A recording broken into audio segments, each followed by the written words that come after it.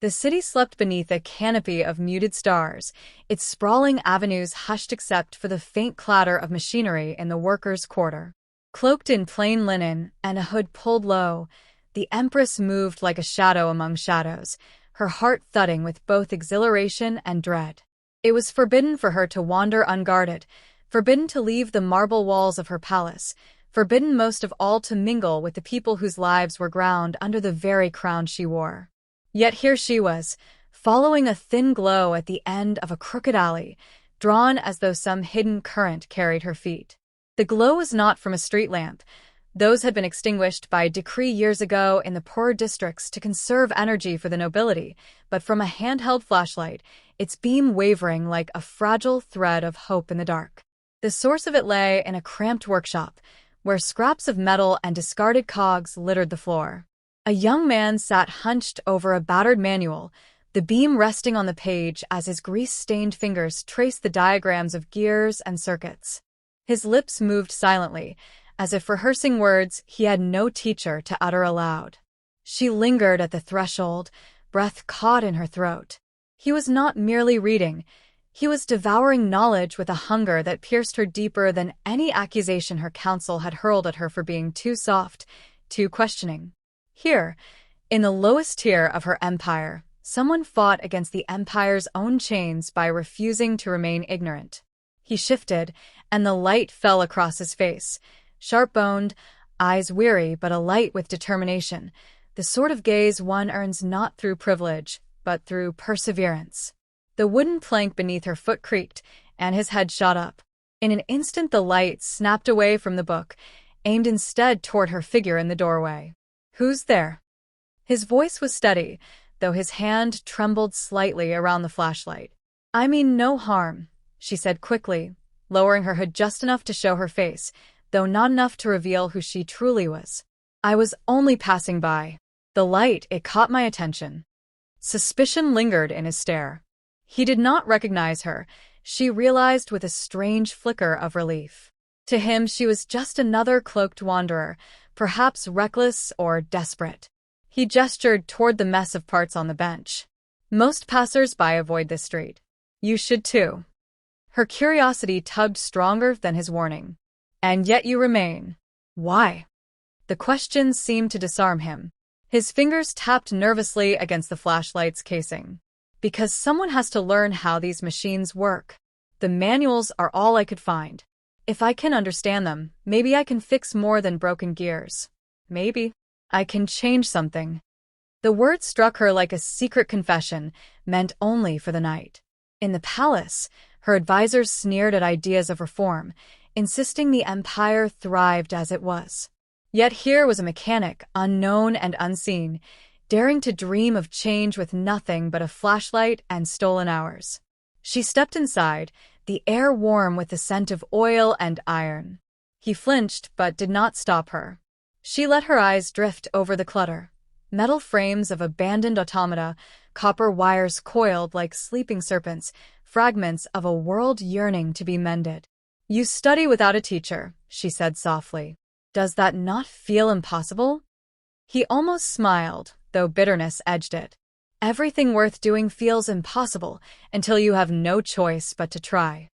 The silence between them deepened, heavy with unspoken truths. She wanted to tell him who she was, to confess that the empire he sought to repair was hers to govern, hers to fail, hers to change. But fear held her tongue. If he knew, would he recoil? Would he see her as another tyrant disguised in borrowed humility? Instead she asked, "Do you believe knowledge alone can alter a kingdom?" His eyes met hers, steady and burning. "Knowledge lights the path. Courage walks it." Something inside her shifted at that moment, like a lock turning toward a key she had never realized she sought. She saw in him not merely a mechanic, but a mirror of what she lacked, the unyielding conviction to move forward despite the darkness. The council's voices haunted her, reminding her of the throne's weight, yet here, in a forgotten workshop, the empire's true pulse beat louder than within gilded halls. The flashlight flickered, its battery weakening. He cursed under his breath and shook it until the light steadied again.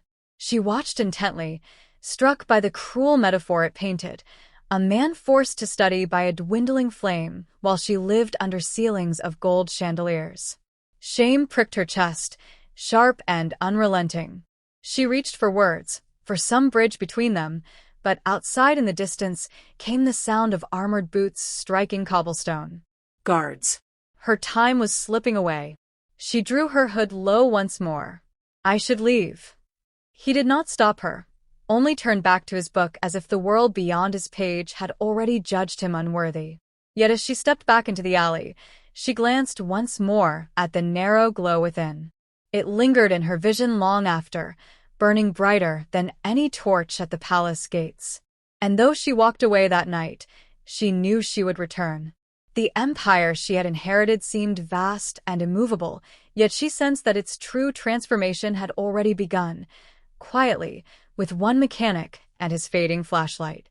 The next evening she returned, canopy of muted stars, quickening as she retraced avenues hushed except for the faint clatter of machinery. The decision had not been weighed in council or debated with advisors. Cloaked in plain linen, it had been made silently in the quiet of her chamber. Moved like when a shadow, the memory of his words refused to fade, her heart thudding with both exhilaration and dread. Courage. It was forbidden for her to wander unguarded. She repeated the phrase to herself, forbidden to leave the marble walls of her palace. One forbidden most of all to mingle with the people mechanic whose lives were ground under the very bench beneath the weight of study. Yet here she was, the same flashlight trembled low at the end of a crooked alley, unsteady, drawn as though some hidden current carried her feet. When he noticed her shadow crossing the threshold, those had been extinguished by decree years ago in the poor districts. You again conserve energy for the nobility, suspicion softening from into something else. Flashlight, curiosity, its beam wavering like a fragile thread of hope in the dark, offering the smallest smile in a cramped workshop. I said I might pass this way. Scraps of metal and discarded cogs. Most people don't return to this place. A young man sat hunched adjusting the watered manual on the table. The beam resting on the page as his grease-stained fingers traced the diagrams could not be spoken. Circuits. Not yet. His lips perhaps the same thing you are.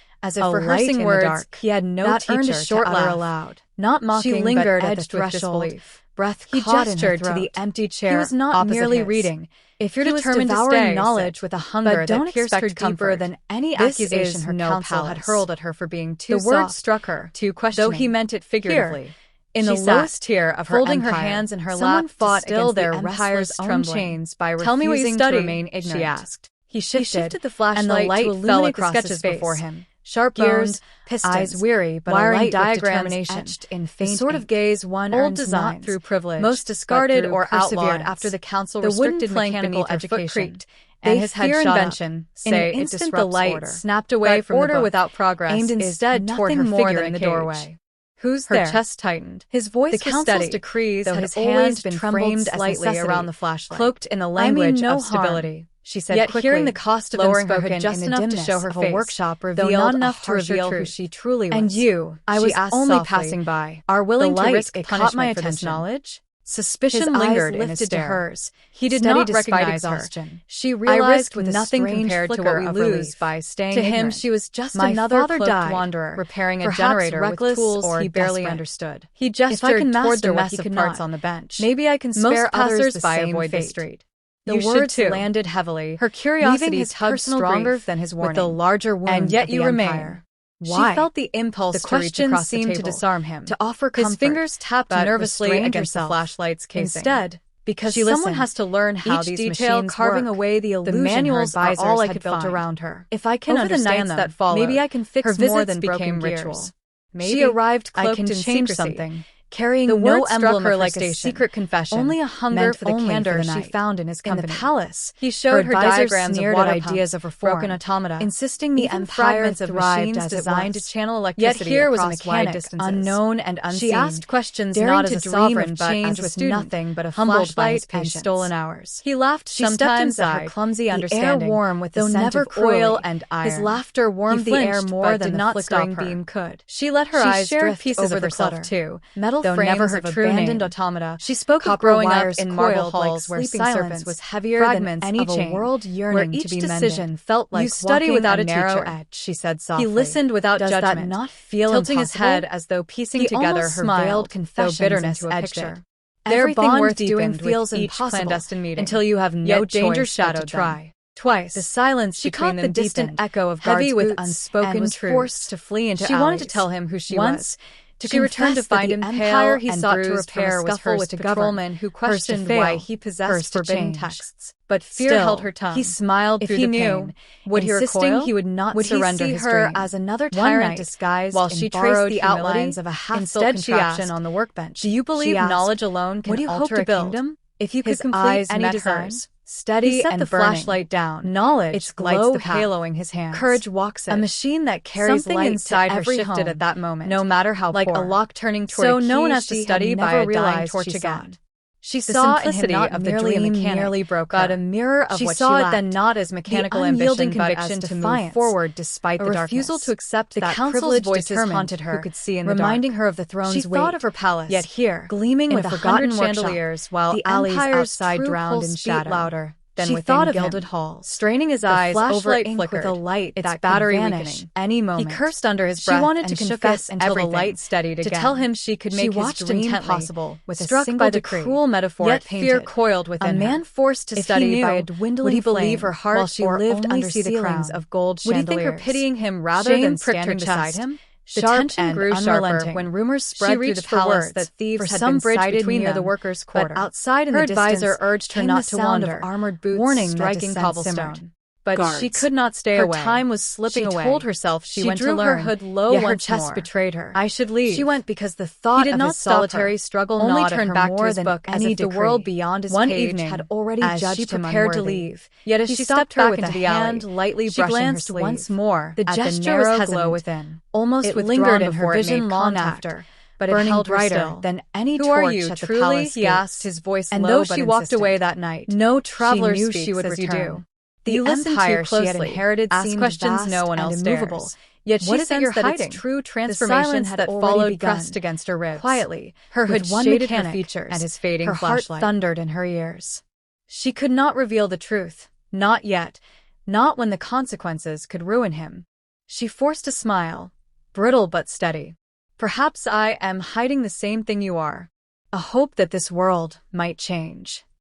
His gaze searched hers, doubt mingling with something warmer, trust, or perhaps a willingness to suspend disbelief. He released her sleeve, exhaling slowly. If that's true, then we are already allies, no matter the rest. She turned toward the door, her chest heavy with the weight of withheld truths. Outside, the night air felt colder than before. Yet within her a new flame had been kindled, fiercer than secrecy, stronger than fear. The empire was shifting in her heart, and she knew the fragile line between duty and desire was narrowing. Somewhere beyond the alley, armored boots struck stone again, closer than before. The sound lingered, a reminder that the world would not allow them to remain hidden forever.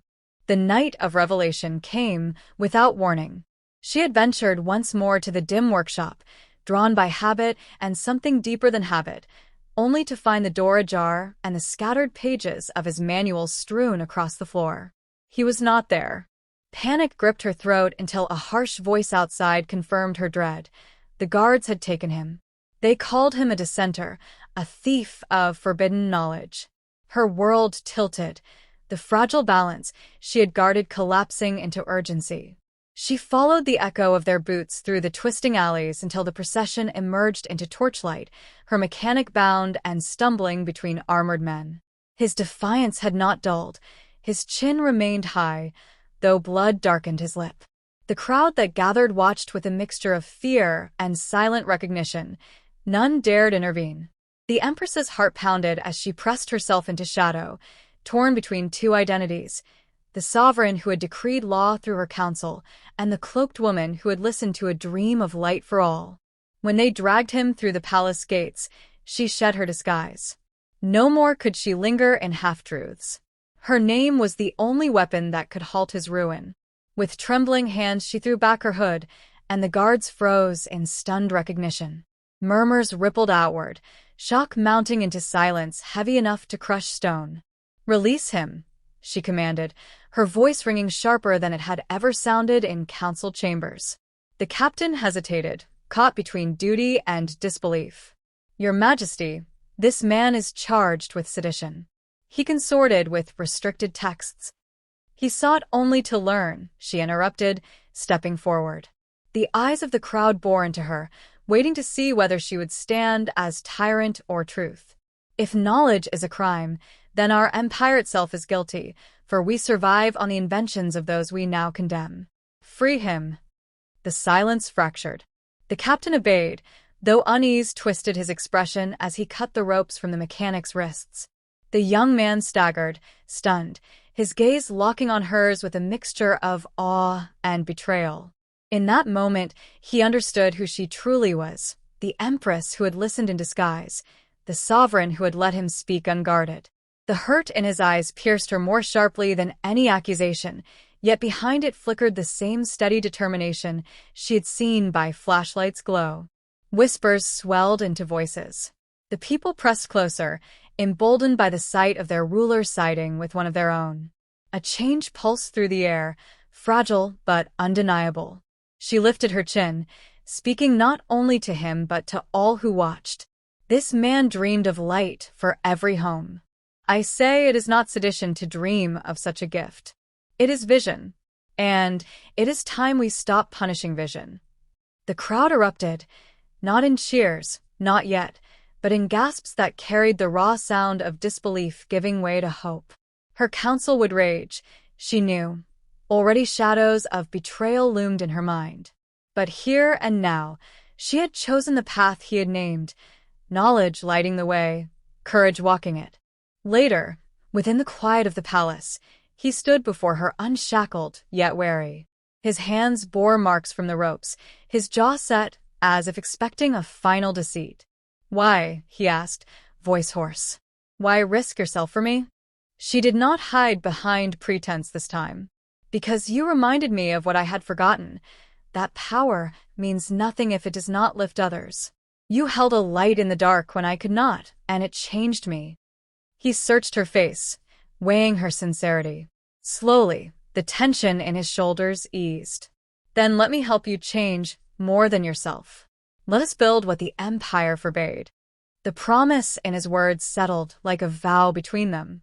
She nodded, feeling the weight of a future neither of them could yet measure.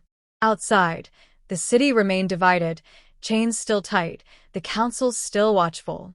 But a beginning had been made, born not in the splendor of a throne room, but in the dim glow of a mechanic's flashlight.